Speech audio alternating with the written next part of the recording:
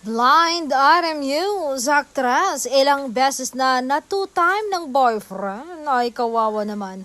Ang nakarating na balita, si sikat na aktor ay nagkaroon ng extra, not just one, but many. Ngayon lang nalaman ni actress, dalawa sa mga extra ay galing sa parehong nasa showbiz at pareho silang maganda at sexy. Ang isa sa kanila ay naging extra ni ex-boyfriend sa matagal ng panahon. Ang term ni SARS, on call, si extra whenever ex-boyfriend needs her. Baka nga up to now ay may namamagitan pa sa dalawa from time to time. Napapailing na lang si SARS kasi may ganoong guy pala. Hindi nakokontento at tila habi na ang panloloko. At may mga girls na papatol sa guy kahit taken na. Mabuti na lang nakawala si aktres sa relasyon na ito.